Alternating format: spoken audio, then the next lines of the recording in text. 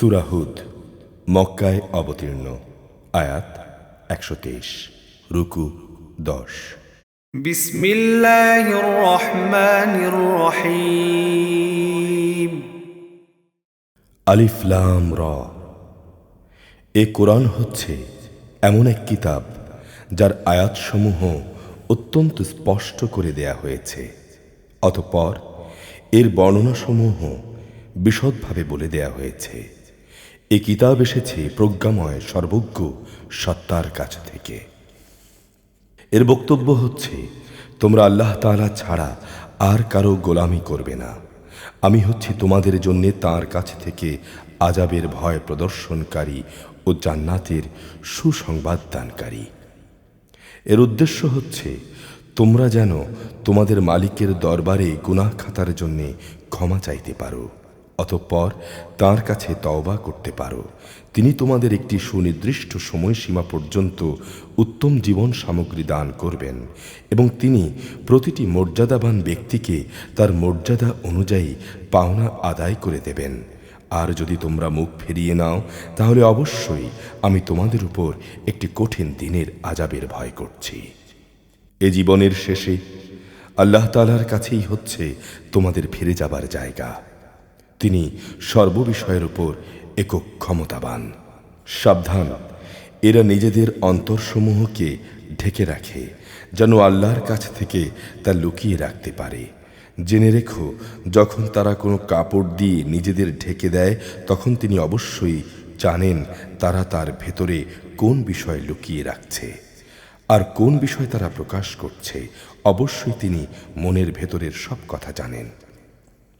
জমিনের উপর বিচরণশীল এমন কোনো জীব নেই যার রেজেক পৌঁছানোর দায়িত্ব আল্লাহর উপরে নয়।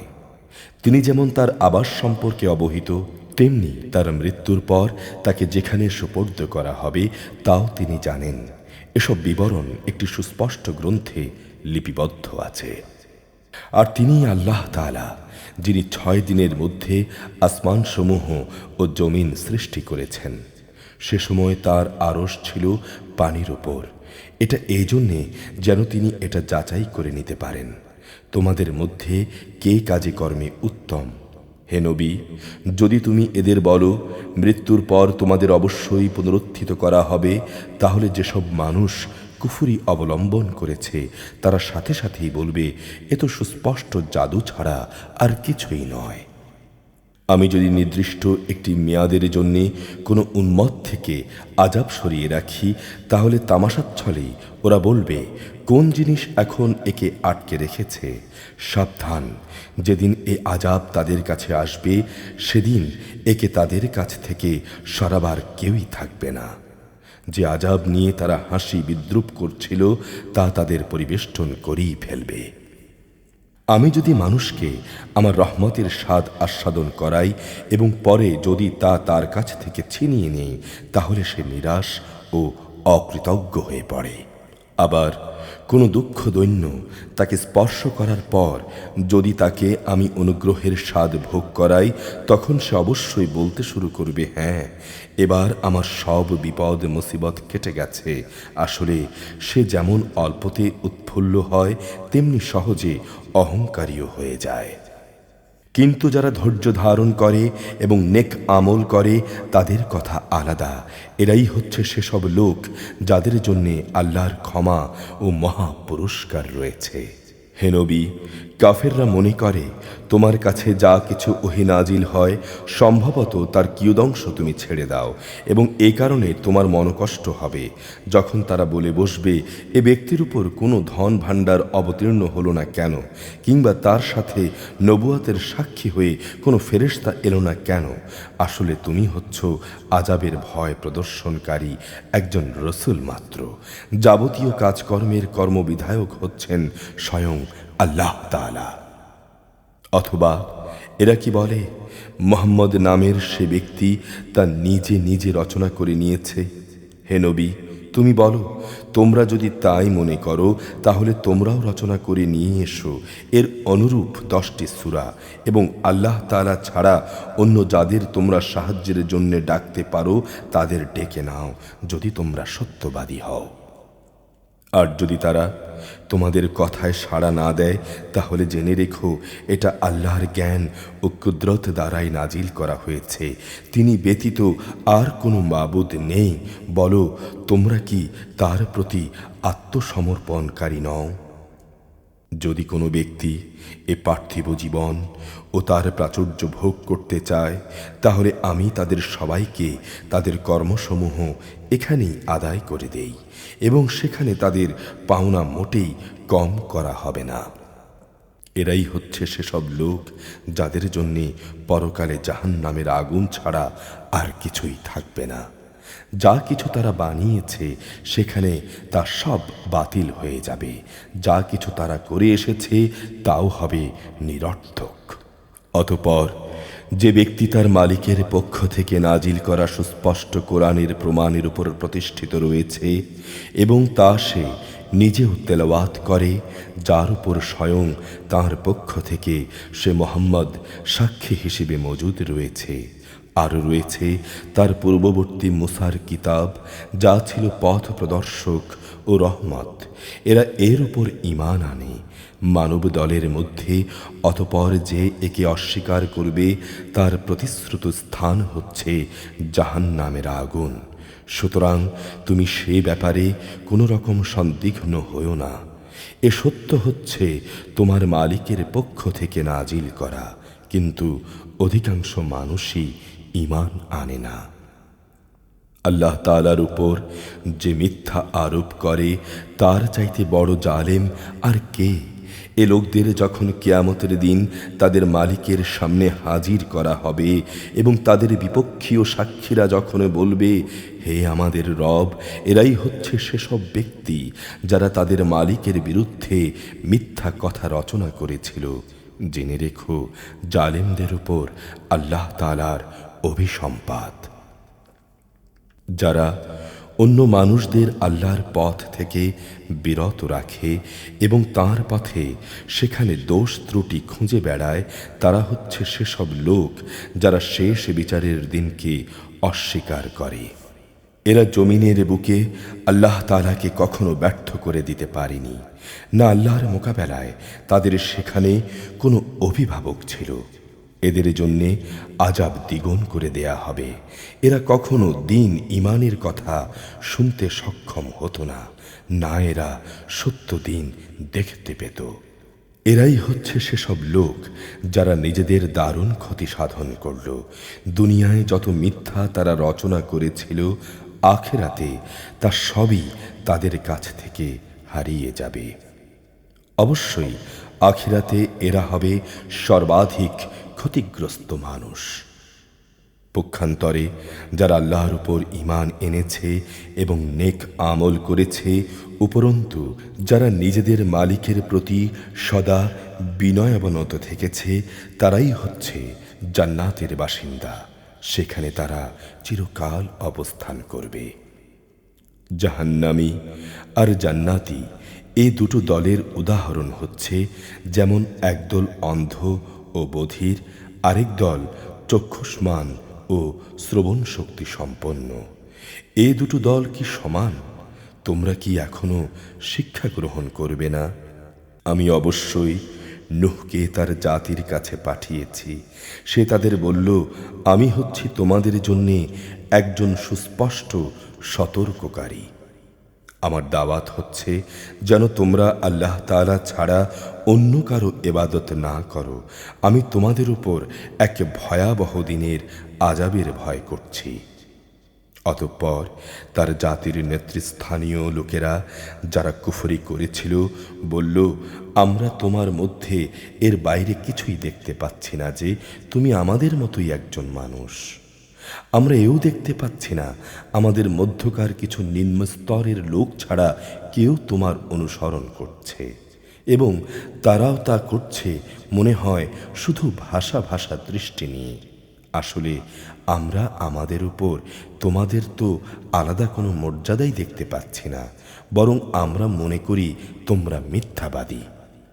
সে বলল, হে আমার জাতি, তোমরা কি ভেবে দেখেছ আমি যদি আমার মালিকের পাঠানো একটি সুস্পষ্ট প্রমাণের উপর প্রতিষ্ঠিত থাকি এবং তিনি যদি আমাকে তাঁর নবুয়তের বিশেষ রহমত দিয়ে ধন্য করে থাকেন, যা তোমাদের দৃষ্টির বাইরে রাখা হয়েছে, তাহলে সে বিষয়টার ব্যাপারে আমি কি তোমাদের বাধ্য করতে পারি এবং তোমরা তাকে অপছন্দ করতে থাকবে?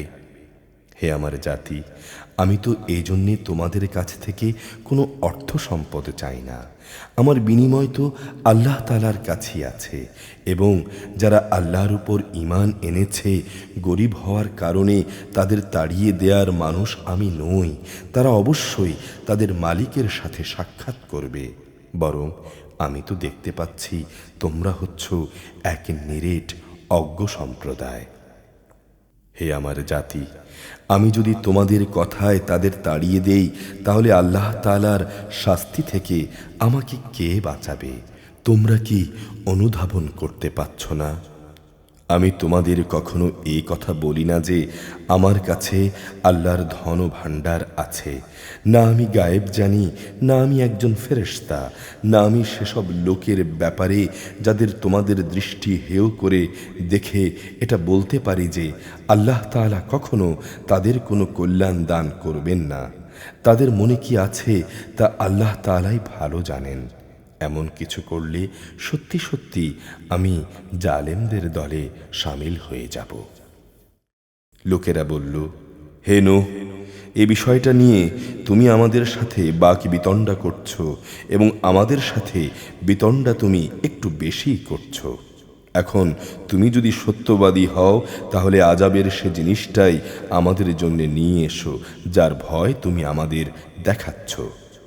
তা তো আল্লাহ তাআলাই তোমাদের কাছে আনবেন যদি তিনি চান, আর তোমরা কখনো তাকে ব্যর্থ করতে পারবে না। আসলে তোমাদের জন্যে আমার এ শুভকামনা কোনো কাজেই আসবে না। যদি আল্লাহ তাআলা তোমাদের গোমরাহ করে দিতে চান, তাহলে আমি তোমাদের ভালো কামনা করলে তাতেও কিছু হবে না, কারণ তিনিই হচ্ছেন তোমাদের রব এবং তাঁর কাছেই তোমাদের সবাইকে ফিরে যেতে হবে। হে নবী, এরা কি বলছে? এই গ্রন্থটা সে ব্যক্তি নিজেই রচনা করে নিয়েছে। তুমি বলো, যদি আমি তা রচনা করে থাকি, তাহলে আমার অপরাধ এর দায়িত্ব আমার উপর। তবে মিথ্যা বলে যে অপরাধ তোমরা করছো, তা থেকে আমি সম্পূর্ণ মুক্ত। নূহের উপর এই মর্মে ওহী পাঠানো হলো যে তোমার জাতির লোকদের মধ্য থেকে যারা ইতিমধ্যেই ঈমান এনেছে, তারা ছাড়া আর কেউই নতুন করে ঈমান আনবে না। সুতরাং এরা যা কিছু করছে, হে নবী, তুমি তার জন্য দুঃখ করো না। তুমি আমারই তত্ত্বাবধানে থেকে আমারই ওহী এর নির্দেশ অনুযায়ী একটি নৌকা বানাও, এবং যারা জুলুম করেছে তাদের ব্যাপারে তুমি আমার কাছে কিছু বলো না। নিশ্চয়ই তারা মহাপ্লাবনে নিমজ্জিত হবে। আল্লাহর নির্দেশে সে নৌকা বানাতে থাকল, এবং যখনই তার জাতির নেতৃস্থানীয় লোকেরা তাঁর পাশ দিয়ে আসা যাওয়া করত, তখন তারা নৌকা দেখে তাকে নিয়ে হাসাহাসি করত। সে বলল, তোমরা যদি আমাদের উপহাস করো, তাহলে মনে রেখো, যেভাবে আজ তোমরা আমাদের নিয়ে হাসছ, একদিন আমরাও তোমাদের নিয়ে হাসব। অচিরেই তোমরা জানতে পারবে কার উপর এমন আযাব আসবে যা তাকে দুনিয়াতে অপমানিত করবে, এবং পরকালে স্থায়ী আযাব কার উপর আসবে। অবশেষে তাদের কাছে আযাব সম্পর্কিত আমার আদেশ এসে পৌঁছালো, এবং চুলা থেকে পানি উথলে উঠল। আমি নূহকে বললাম, সম্ভাব্য প্রত্যেক জীবের পুরুষ স্ত্রীর এক এক জোড়া নৌকায় উঠিয়ে নাও, সাথে তোমার পরিবার পরিজনদেরও ওঠাও। তাদের বাদ দিয়ে যার ব্যাপারে আগেই সিদ্ধান্ত ঘোষিত হয়েছে, এবং তাদেরও উঠিয়ে নাও যারা ঈমান এনেছে। তার সাথে আল্লাহর উপর তখন খুব কম সংখ্যক মানুষই ঈমান এনেছিল। সে তার সাথীদের বলল, তোমরা এতে উঠে পড়ো। আল্লাহর নামে এর গতি ও স্থিতি নির্ধারিত হবে। নিশ্চয়ই আমার রব ক্ষমাশীল, পরম দয়ালু। অতঃপর সে নৌকা পাহাড় সম বড় বড় ঢেউয়ের মধ্য দিয়ে তাদের বয়ে নিয়ে চলতে থাকলো। নূহ তার ছেলেকে নৌকায় আরোহণ করার জন্য ডাকল। সে আগে থেকেই দূরবর্তী এক জায়গায় দাঁড়িয়েছিল।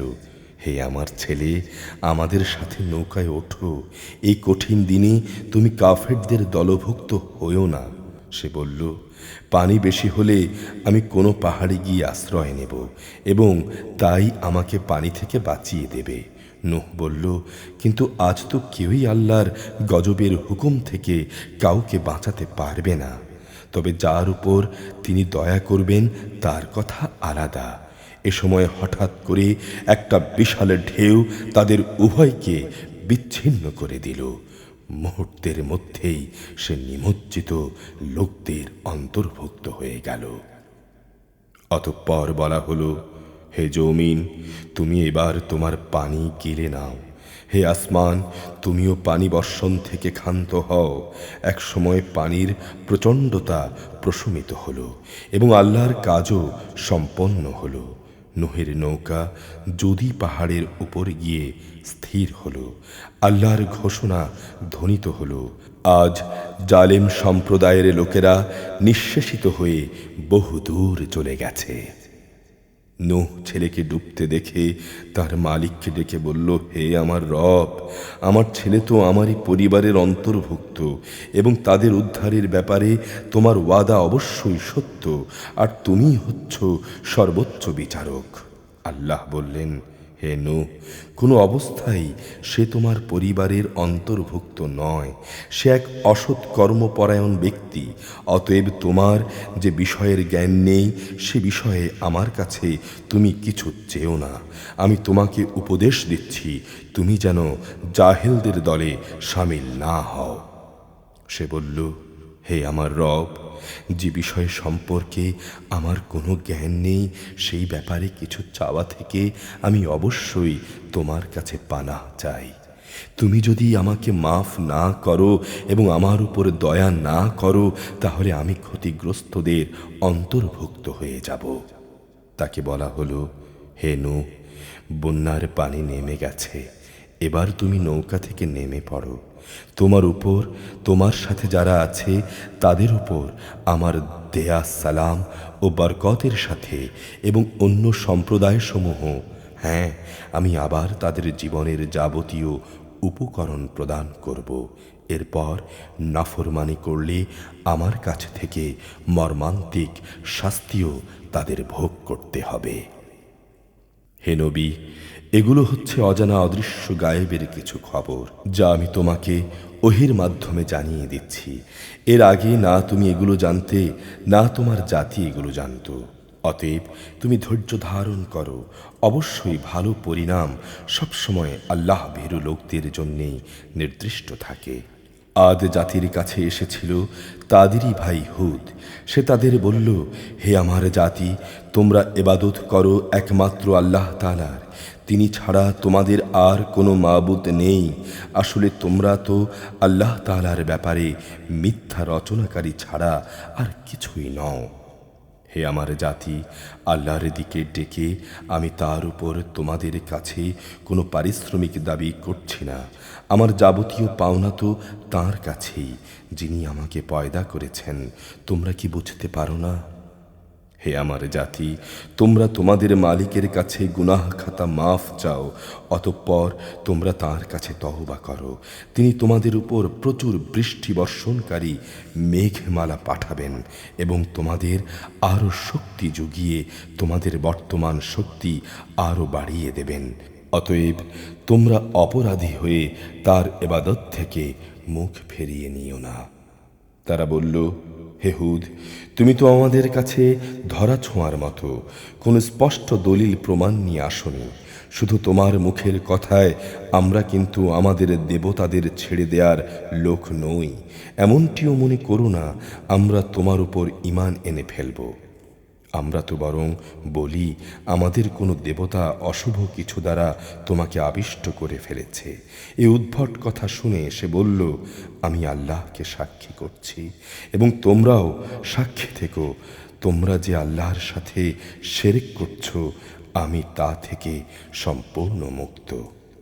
যাও, তাকে বাদ দিয়ে তোমরা আমার বিরুদ্ধে যত রকম ষড়যন্ত্র করতে চাও করো, অতঃপর আমাকে কোনো রকম প্রস্তুতির অবকাশ দিও না।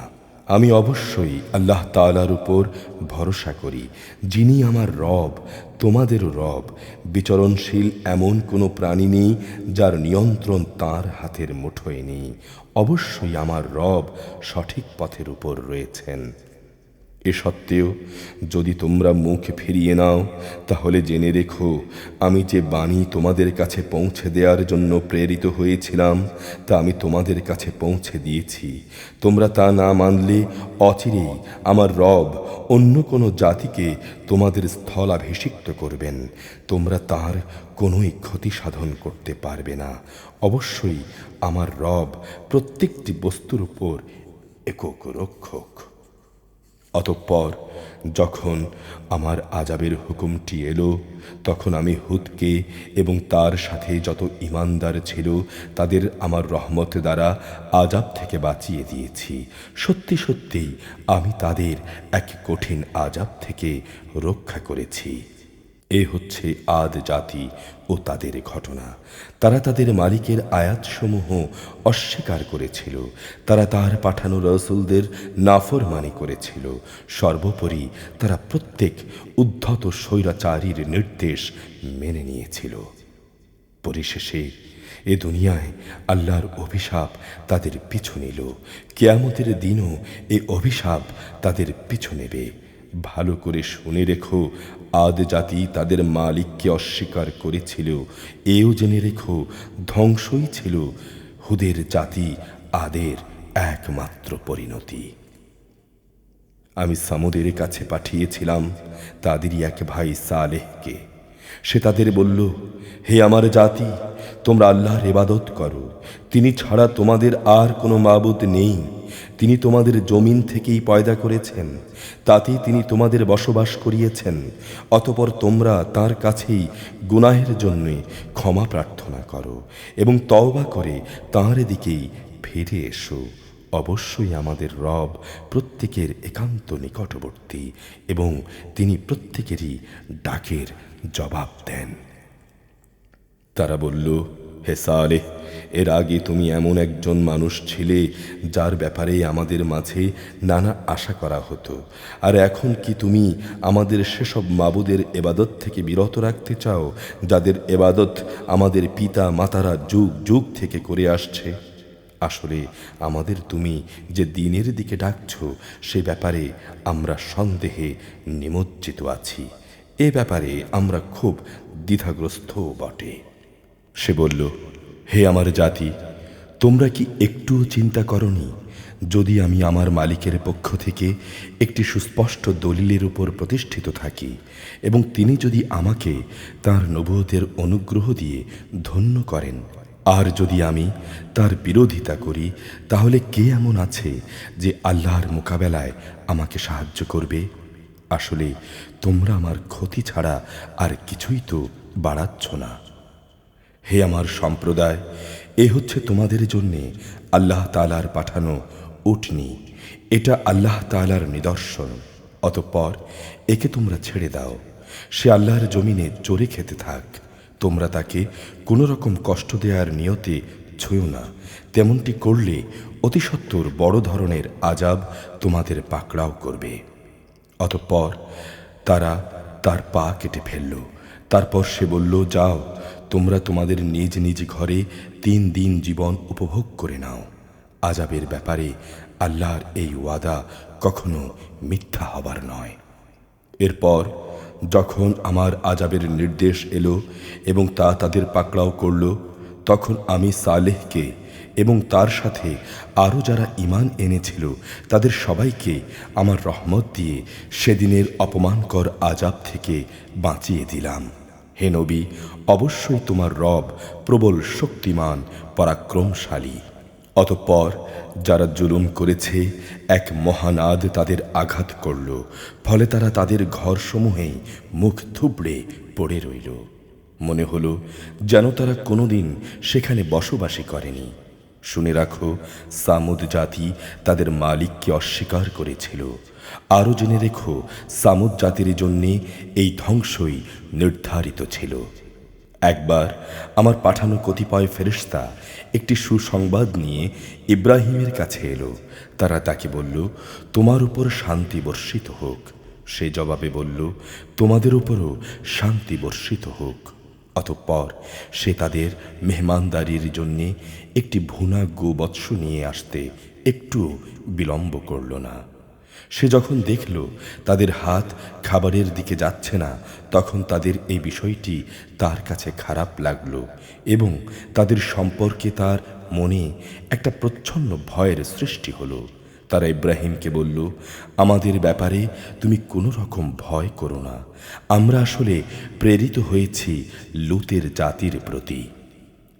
তার স্ত্রী সেখানে দাঁড়িয়েছিল। এদের কথাবার্তা শুনে সে হেসে উঠল। অতঃপর আমি তাকে তার ছেলে ইসহাক ও ইসহাক পরবর্তী ইয়াকুবের জন্মের সুসংবাদ দিলাম। সে বলল, এ কি আশ্চর্য, আমি সন্তান জন্ম দেব? আমি তো বৃদ্ধা হয়ে গেছি, আর এই যে আমার স্বামী, সেও তো বৃদ্ধ হয়ে গেছে। এ সময়ে সন্তান হলে এটা সত্যিই হবে একটা আশ্চর্যজনক ব্যাপার। তারা বলল, তুমি কি আল্লাহর কোনো কাজে বিস্ময়বোধ করছো? নবীর পরিবার পরিজন হিসেবে তোমাদের উপর আল্লাহর বিশেষ রহমত ও তাঁর অনুগ্রহ রয়েছে। অবশ্যই তিনি প্রচুর প্রশংসা ও বিপুল সম্মানের মালিক। অতঃপর যখন ইব্রাহিমের মন থেকে ভীতি দূরীভূত হয়ে গেল এবং ইতিমধ্যে তার কাছে সন্তানের ব্যাপারেও সুসংবাদ পৌঁছে গেল, তখন সে লূতের সম্প্রদায়ের কাছে আযাব না পাঠানোর ব্যাপারে আমার সাথে যুক্তিতর্ক করল। অবশ্যই ইব্রাহিম ছিল একান্ত সহনশীল, কোমল হৃদয়, আল্লাহর প্রতি নিবেদিত। আমি বললাম, হে ইব্রাহিম, এই যুক্তিতর্ক থেকে তুমি বিরত থাকো, কেননা এদের ব্যাপারে তোমার মালিকের সিদ্ধান্ত এসে গেছে। এদের উপর এমন এক ভয়ানক শাস্তি আসবে যা রোধ করা সম্ভব হবে না। আমার পাঠানো ফেরেশতারা যখন লূতের কাছে এলো, তখন সে কিছুটা বিষণ্ণ হলো। তাদের কারণে তার মনও খারাপ হয়ে গেল এবং সে বলল, আজকের দিনটি দেখছি সত্যি বড় কঠিন বিপদের দিন। এই অপরিচিত লোকদের দেখে তার জাতির লোকেরা তার কাছে দৌড়ে আসতে লাগলো। আর তারা তো আগে থেকেই পাপ কর্ম করে আসছিল। তাদের কুমতলব বুঝতে পেরে লূত বলল, হে আমার সম্প্রদায়, এ হচ্ছে আমার জাতির মেয়েরা, বিধিবদ্ধ দৈহিক সম্পর্কের জন্য। এরা হচ্ছে তোমাদের জন্য বেশি পবিত্র। সুতরাং তোমরা আল্লাহ তাআলাকে ভয় করো এবং আমার মেহমানদের ব্যাপারে আমাকে তোমরা অপমানিত করো না। তোমাদের মধ্যে এগুলো শোনার মতো একজন ভালো মানুষও কি অবশিষ্ট নেই? তারা বলল, তুমি ভালো করেই জানো তোমার জাতির মেয়েদের আমাদের কোনোই প্রয়োজন নেই। তুমি ঠিকই জানো আমরা কি চাই। সে বলল, কত ভালো হতো যদি তোমাদের উপর আমার কোনো ক্ষমতা চলতো, কিংবা যদি আজ আমি কোনো শক্তিশালী স্তম্ভের কাছে আশ্রয় গ্রহণ করতে পারতাম। তারা বলল, হে লূত, তুমি ভেবো না, আমরা হচ্ছি তোমার মালিকের পাঠানো ফেরেশতা। আমাদের কথা দূরে থাক, এরা কখনো তোমার কাছেও পৌঁছতে পারবে না। তুমি রাতের কোনো এক প্রহরে তোমার পরিবার পরিজন সহ বেরিয়ে পড়ো, তবে তোমাদের কোনো ব্যক্তিই যেন যাবার সময় পিছনে ফিরে না তাকায়, তোমার স্ত্রী ব্যতীত। কেননা যা কিছু আযাবের তাণ্ডব তাদের উপর ঘটবে তা তার উপরও ঘটবে। তাদের আযাবের ক্ষণ নির্ধারিত হয়েছে সকালবেলা, আর সকাল কি খুব কাছে নয়? অতঃপর যখন আমার আযাবের নির্ধারিত হুকুম এলো, তখন আমি সেই জনপদগুলো উল্টে দিলাম এবং তার উপর ক্রমাগত পাকা মাটির পাথর নিক্ষেপ করতে শুরু করলাম। এগুলো অপরাধী ব্যক্তিদের নাম ধাম সহ তোমার মালিকের কাছে চিহ্নিত ছিল, আর গজবের সে স্থানটি তো জালেমদের কাছ থেকে দূরেও নয়। মাদিয়ানবাসী এর কাছে পাঠানো হয়েছিল তাদেরই ভাই শোয়াইবকে। সে তাদের বলেছিল, হে আমার জাতি, তোমরা আল্লাহর ইবাদত করো, তিনি ছাড়া তোমাদের আর কোনো মাবুদ নেই। আর সে মাবুদেরই নির্দেশ হচ্ছে তোমরা মাপ ও ওজনে কখনো কম করো না। আমি তো অর্থনৈতিকভাবে তোমাদের ভালো অবস্থায় দেখতে পাচ্ছি, তারপরও এমনটি করলে আমি কিন্তু তোমাদের জন্যে এক সর্বগ্রাসী দিনের আযাবের আশঙ্কা করছি। হে আমার জাতি, তোমরা মাপ ও ওজনের কাজটি ইনসাফের সঙ্গে সম্পন্ন করবে। লোকদের জিনিসপত্র কম দিয়ে তাদের ক্ষতি করো না, আর আল্লাহর জমিনে কখনো বিশৃঙ্খলা সৃষ্টি করো না। যদি তোমরা আল্লাহর উপর ঈমান এনে থাকো, তাহলে জেনে রেখো আল্লাহ তাআলা প্রদত্ত যে সম্পদ তোমাদের কাছে অবশিষ্ট থাকবে তাই তোমাদের জন্য উত্তম। আমি কিন্তু তোমাদের উপর পাহারাদার নই। তারা বলল, হে শুআয়ব, তোমার নামাজ কি তোমাকে এই আদেশ দেয় যে আমরা আমাদের দেবতাদের ইবাদত ছেড়ে দেব, এমন সব দেবতাদের যাদের ইবাদত আমাদের পিতৃপুরুষরা করত, অথবা আমরা আমাদের ধন সম্পদ নিয়ে যা করতে চাই তাই করতে পারবো? আমরা জানি অবশ্যই তুমি একজন ধৈর্যশীল নেককার মানুষ। সে বলল, হে আমার জাতি, তোমরা কি কখনো ভেবে দেখেছ আমি যদি আমার মালিকের পাঠানো একটি সুস্পষ্ট দলিলের উপর প্রতিষ্ঠিত থাকি, অতঃপর তিনি যদি আমাকে তাঁর কাছ থেকে উত্তম রেজেকের ব্যবস্থা করেন, তাহলে কি আমি তোমাদের তাঁর পথে ডাকব না? আমি কখনো এটা চাই না যে কথা থেকে আমি তোমাদের বারণ করি, নিজে তার বিরুদ্ধে চলে তোমাদের বিরোধিতা করব। আমি আমার সাধ্যমতো তোমাদের সংশোধনী কামনা করব। আমার পক্ষে ততটুকুই কাজ আঞ্জাম দেয়া সম্ভব যতটুকু আল্লাহ তাআলা চাইবেন। আমি তাঁর উপরই নির্ভর করি এবং তাঁর দিকেই ধাবিত হই। হে আমার জাতি, আমার বিরুদ্ধে তোমাদের জেদ এবং শত্রুতা যেন তোমাদের জন্যে এমন এক আযাবজনিত বিষয়ের কারণ না হয়ে দাঁড়ায় যে তোমাদের উপরও সে ধরনের কিছু আপতিত হবে, যেমনটি নূহ কিংবা হুদ অথবা সালেহের জাতির উপর আপতিত হয়েছিল। আর লূতের সম্প্রদায়ের আযাবের স্থানটি তো তোমাদের থেকে খুব বেশি দূরেও নয়। তোমরা তোমাদের মালিকের কাছে নিজেদের গুনাহের জন্য ক্ষমা প্রার্থনা করো, অতঃপর তওবা করে তাঁর দিকেই ফিরে এসো। অবশ্যই আমার রব পরম দয়ালু স্নেহময়। তারা বলল, হে শুআয়ব, তুমি যা বলো তার অধিকাংশই আমাদের বুঝে আসে না। আসলে আমরা তোমাকে দেখতে পাচ্ছি তুমি আমাদের মাঝে খুবই দুর্বল। আমাদের মাঝে তোমার আপন গোত্রের লোকজন না থাকলে আমরা অবশ্যই তোমাকে পাথর নিক্ষেপ করে হত্যা করতাম। তুমি তো আমাদের উপর খুব শক্তিশালীও নও যে তুমি কোনো প্রতিশোধ নিতে পারবে। সে বলল, হে আমার জাতি, তোমাদের কাছে আমার গোত্রীয় ভাই বন্ধু কি আল্লাহ তাআলার চাইতে বেশি প্রভাবশালী যে তোমরা ওদের দোহাই দিচ্ছ? তাকে কি তোমরা তোমাদের পেছনে ফেলে রাখলে? তোমরা যা কিছু করছো আমার মালিকের জ্ঞানের পরিধি দ্বারা তা অবশ্যই পরিবেষ্টিত হয়ে আছে। হে আমার সম্প্রদায়, তোমরা তোমাদের জায়গায় যা কিছু করতে চাও করে যাও, আমিও আমার জায়গায় যা করার করে যাব। অচিরেই তোমরা জানতে পারবে কার উপর এমন আযাব আসবে যা তাকে অপমানিত করে ছাড়বে, আর কে মিথ্যেবাদী তাও তখন জানা যাবে। অতএব তোমরা সেদিনের প্রতীক্ষা করো, আমিও তোমাদের সাথে প্রতীক্ষা করব। পরিশেষে যখন আমার আযাবের সিদ্ধান্ত এলো, তখন আমি শুআয়বকে এবং তার সাথে যারা ঈমান এনেছিল তাদের আমার নিজস্ব রহমত দ্বারা প্রলয়ঙ্করী আযাব থেকে বাঁচিয়ে দিলাম। অতঃপর যারা জুলুম করেছে তাদের উপর এক মহানাদ আঘাত হানল, ফলে মুহূর্তের মাঝেই তারা নিজেদের ঘরসমূহে উপুড় হয়ে পড়ে রইল। অবস্থা এমন হলো যেন সেখানে কখনো তারা কোনো কিছুই অর্জন করেনি। শুনে রাখো, এ ধ্বংসই ছিল মাদিয়ানবাসীর চূড়ান্ত পরিণাম, ঠিক যেমন পরিণাম হয়েছিল সামুদের। আমি মূসাকে তার জাতির কাছে আমার নিদর্শনসমূহ ও নবুয়তের সুস্পষ্ট দলিল সহ পাঠিয়েছিলাম। পাঠিয়েছিলাম ফেরাউন ও তার পরিষদবর্গের কাছে। এরা ফেরাউনের কথা মেনে চলত, অথচ ফেরাউনের তো কোনো কাজ ও আদেশই সঠিক ছিল না। কেয়ামতের দিন সে তার দণ্ডপ্রাপ্ত জাতির আগে আগে থাকবে, অতঃপর সে তাদের জাহান্নামের আগুন পর্যন্ত নেতৃত্ব দিয়ে নিয়ে যাবে।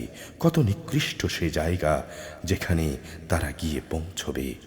এখানে আল্লাহর অভিশাপ তাদের পেছনে লাগিয়ে দেয়া হলো, আবার কিয়ামতের দিনও তারা কঠিন আযাবে নিমজ্জিত হবে। কত নিকৃষ্ট এ পুরস্কার যা সেদিন তাদের দেয়া হবে। হে নবী, এ হচ্ছে ধ্বংসপ্রাপ্ত কতিপয় জনপদের কাহিনী যা আমি তোমার কাছে বর্ণনা করছি। এদের ধ্বংসাবশেষের কিছু এখনো বিদ্যমান আছে, আবার কিছু বিলীন হয়ে গেছে।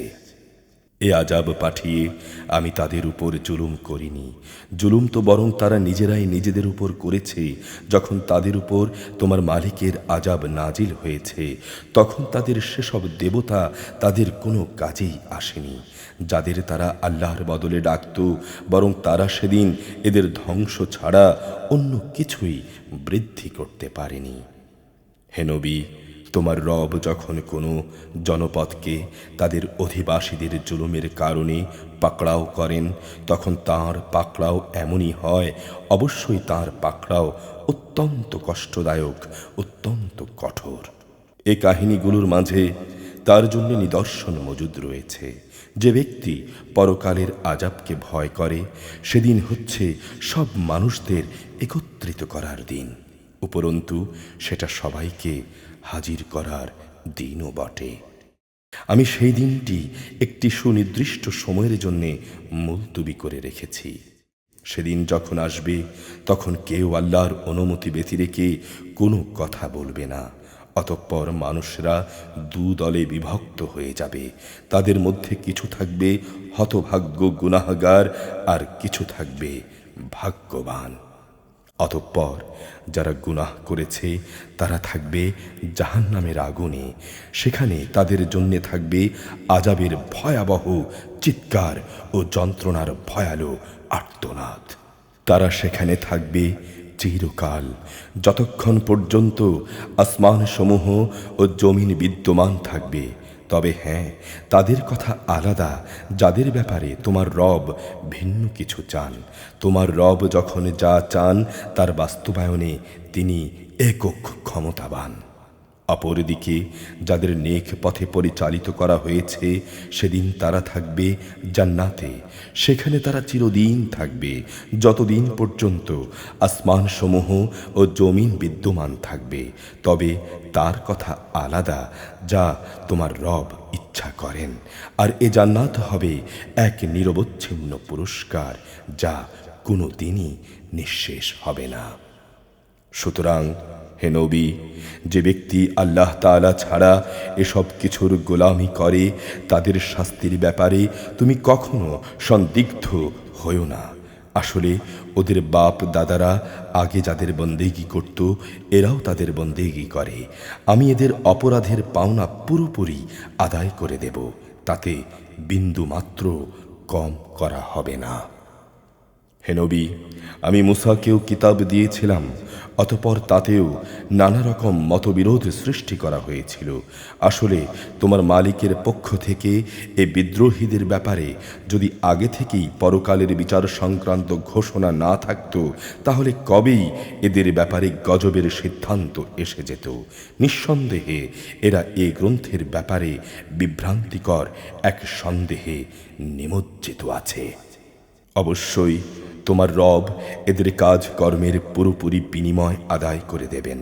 এরা যা কিছু করছে তিনি অবশ্যই তার সব জানেন। অতএব হে নবী, তোমাকে যেমনি করে আদেশ দেয়া হয়েছে তুমি তাতেই দৃঢ় থাকো। তোমার সাথে আরও যে ব্যক্তি কুফরি থেকে ফিরে এসেছে, সেও যেন তোমার সাথে সত্যের উপরে দৃঢ় থাকে। তোমরা কখনো সীমা লঙ্ঘন করো না। এরা যা কিছু করছে আল্লাহ তাআলা অবশ্যই তার সব কিছু দেখছেন। হে মুসলমানরা, তোমরা কখনো তাদের দিকে ঝুঁকে পড়ো না যারা জুলুম করেছে, জুলুম করলে জাহান্নামের আগুন তোমাদের স্পর্শ করবে, আর তেমন অবস্থায় আল্লাহ তাআলা ছাড়া তোমাদের কোনো অভিভাবক থাকবে না। এরপর তোমাদের কোনো রকম সাহায্য করা হবে না। হে নবী, নামাজ প্রতিষ্ঠা করো দিনের দুপ্রান্ত ভাগে ও রাতের কিছু অংশে। অবশ্যই মানুষের ভালো কাজসমূহ তাদের মন্দ কাজসমূহকে দূর করে দেয়। এটা হচ্ছে বিশেষ উপদেশ তাদের জন্যে যারা আল্লাহকে স্মরণ করে। তুমি ধৈর্য ধারণ করো, জেনে রেখো আল্লাহ তাআলা নেককারদের পাওনা কখনো বিনষ্ট করেন না। এমনটি কেন হয়নি যে যেসব উম্মতের লোকেরা তোমাদের আগে অতিবাহিত হয়ে গেছে তাদের অবশিষ্ট লোকেরা অন্য মানুষদেরকে জমিনে বিপর্যয় সৃষ্টি করা থেকে নিষেধ করত।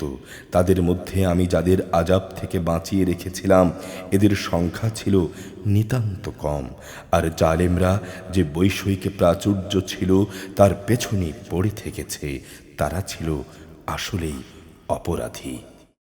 এটা কখনো তোমার মালিকের কাজ নয় যে তিনি কোনো জনপদকে অন্যায়ভাবে ধ্বংস করে দেবেন, অথচ সে জনপদের অধিবাসীরা সংশোধনে নিয়োজিত থাকে। হে নবী, তোমার মালিকে চাইলে মানুষদের তিনি একই উম্মত বানিয়ে দিতে পারতেন, কিন্তু আল্লাহ তাআলা কারো উপর তার ইচ্ছা চাপিয়ে দেন না, আর এভাবে তারা সব সময় নিজেদের মধ্যে মতবিরোধ করতে থাকবে। তবে তোমার রব যার উপর দয়া করেন তার কথা আলাদা, তাদের তো আল্লাহ তাআলা এজন্যই সৃষ্টি করেছেন, আর এটা লঙ্ঘিত হলে তাদের ব্যাপারে তোমার মালিকের ওয়াদাই সত্য হবে, আর তা হচ্ছে অবশ্যই আমি জাহান্নামকে জিন ও মানুষ দিয়ে পূর্ণ করব।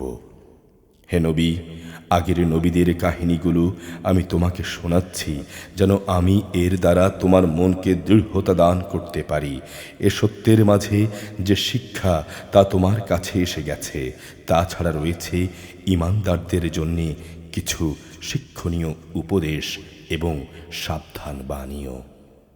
যারা ঈমান আনে না তুমি তাদের বলো, তোমরা তোমাদের জায়গায় যা করার করে যাও, আর আমরাও আমাদের কাজ করে যাব।